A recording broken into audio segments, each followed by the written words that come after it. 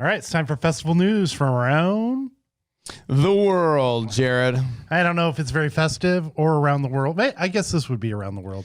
This is a tough one, It's a tough one. We're going to talk about it, as everybody knows, probably. Yeah, right? we were in the middle of going over festival news from around the world, which is, what do you think's harder? Preparing for the headliner or trying to find festival news that isn't canceled live stream or 2021 news? Well, there isn't, right? There isn't a ton of stuff going on. There isn't, but we have found some. We did. We sat down. We did find some live. And right in the middle of that, the news came out about Eddie Van Halen passing away. Yeah, that's tough, man. And that's a kick right in the mortality for me because I think I was 14 when 84 came out or 1984 came out. And that opening riff of Jump, it takes me back to middle school dancing. I'm a teenager. You are. It kind of shook you. It did. It has. Ever since we got that news. It's a little bit of a bummer. You're a little shooken. Eddie Van Halen's probably the greatest guitarist of my generation, if he is my generation. Well, it's one of those, right, where he changed the industry, changed the guitar, the instrument itself. Definitely changed it. And I don't know if a lot of people know this, but he's one of the first ones to ever start tapping on the guitar. Not, you play it like this, but then he's like, right. Like with Eruption and all that stuff. It's amazing. It's crazy that happened. It's hard. With me, I have older brothers, so they were listening to Van Halen ever since I was born, right? Because they're my age, right? The oldest is about your age, and then they work their way down to me. And that's how it goes, man. It's like you hear this song and you start listening to Van Halen. 84 came out, and then automatically I had to get into Diver Down and Van Halen 2 and all those albums that came out in the 70s or late 70s, and then you're all into that, and then you're like, hey, you've got to listen to this album. This is great stuff, and it's amazing. A lot of memories that I have on that, so... Like I told you on the way in, which you didn't know, I used to play the drums. Right, I never knew that. I'm like, I can see it. There's a lot of energy there. Your mom was probably trying to. Oh, it was great. My grandma played the drums in a band. What? Yeah, my grandma. Now that we want to get into that, we can get into that later. I want to know about grandma playing the drums. She played the drums, and my grandpa played the accordion. Polka band? Oh no. Kind of, but recent. It was, that should be another episode. That's pretty good. That's really good. Pretty good. It's really good. But anyway, my brother played electric guitar and still does, and is phenomenal at it. Phenomenal. So growing up, I was playing the drums. You could have the Schaeffers instead of the Van Halen. Yeah, no, we're not good. Not that good. Not even close. So Panama is a big song. Panama. Yes. Panama. So I played the drums, and my brother played electric guitar to it, and it was pretty cool. So that's when I heard that today, I was like, man, that sucks. Panama. We were trying to go over what our favorite 1984 song or our favorite Van Halen songs were. Mm-hmm. And mine are really about 1984, except maybe Running with the Devil. Jamie's Got a Gun? Is that? No. Jamie's Crying. Yeah. So there you go. But it was tough news. It was tough. I pulled some stuff off of Twitter. It's going crazy because it's everywhere. Some legends commented on this. Lenny Kravitz, this is what he wrote. Legendary guitarist and musical innovator Edward Van Halen. He gave the dates 1955 to 2020. Heaven will be electric tonight. Yeah, they will. For sure. This one, Steve Vai. I don't know, a lot of people know. Steve, you got to know. Probably Steve Vai, one of the greatest guitarists. Anything in music.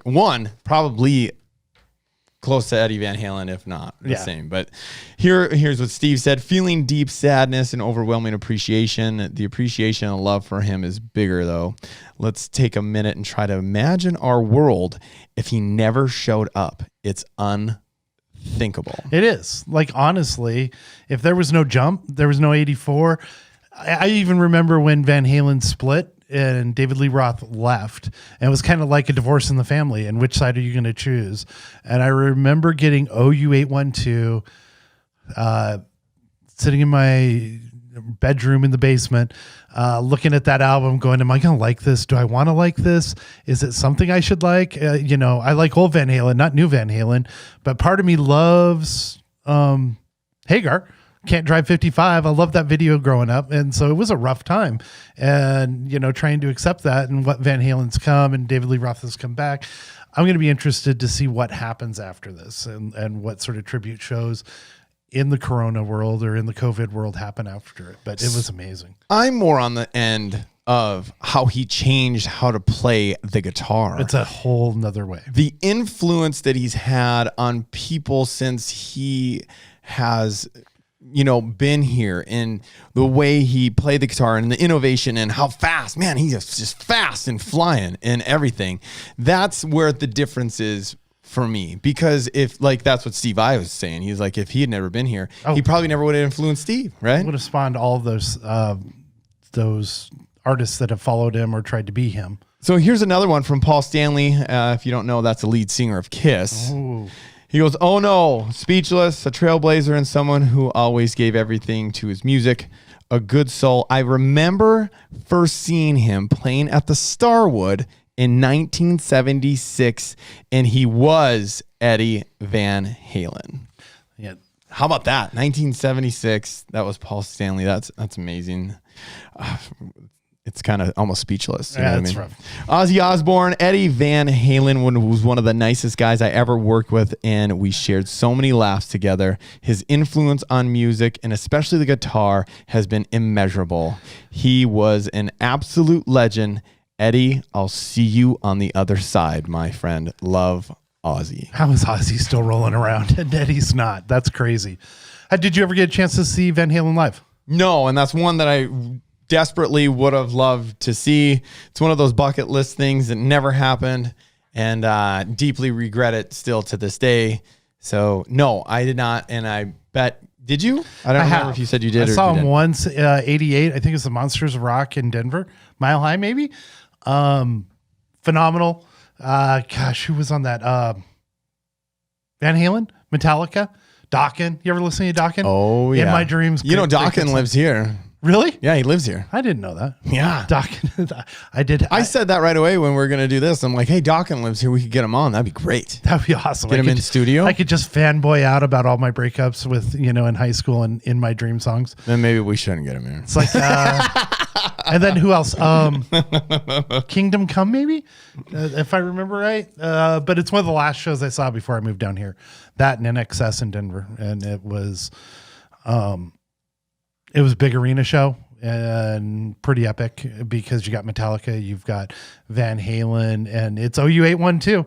And by that time, I'd kind of accepted the new stepdad in the family and was moving on to the new version of Van Halen at that point. So. Yeah, it's a sad day for music and entertainment in general. You know what I can't wait for is the, have you seen The Dirty on Netflix? That's the Motley Crue docudrama. Yeah, I can't wait for the Van Halen version of that because I think it'd be really good, right? Are they really doing it? Or are you I don't just know. thinking, They have to at this point, right? Just be with the David Lee Roth part. Dr. Drew grew up with David Lee Roth and was around that whole thing, and they played at his high school. It's an interconnected world there, and I think it'd be a great documentary. Yeah, I agree. I agree. Sad day. Rest in peace. Yeah, it's gonna take me a little bit to get over this, I think. Eddie Van Halen, rest in peace, my friend. So we decided to make our own content because we can't find any music festivals. What do you mean make our own content? Well, so this is happening, buddy. It is happening. Well, maybe if they call you back. I was sitting around my band's so negative today? Because they haven't called you back 3 times. We'll just show up. I'm going to take this. We're going to Tracy Bird in Wickenburg. Right. On the October 28th, 29th. We're just going to show up. It's at the Flying E Ranch in Wickenburg, Arizona. It's Tracy Bird. No idea. Acoustic. Yeah. If anybody knows anything or country music, it definitely is Tracy Bird. It's I'm a big fan. And it'll be fun. It'll just be fun to see live music. And like I was saying, I was sitting there and my Bands in Town app popped up and said, hey, Elefante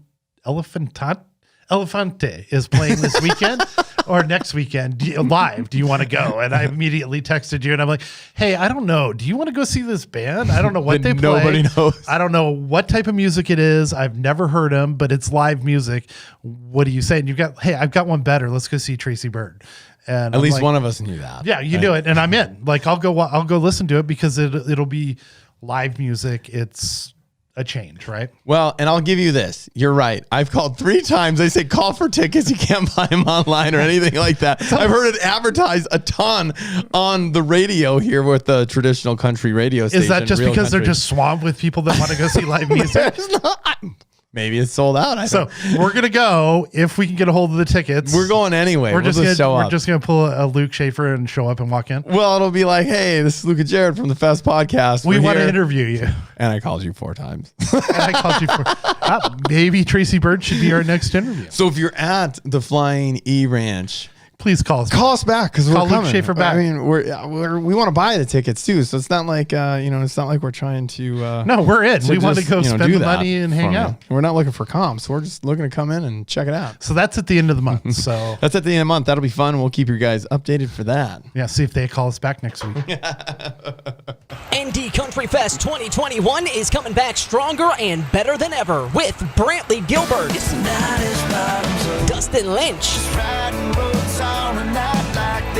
Little Texas, featuring Diamond Rio, Leroy Parnell, John Michael Montgomery, with more coming soon. Plan now to attend Dakota's largest and nation's fastest growing country music and camping festival, ndcountryfest.com. Sponsored by Coors Light, Action Motorsports, New Vision Security, Trans Trash, Smithworks, and American Family Insurance, DJ Coulter Agency.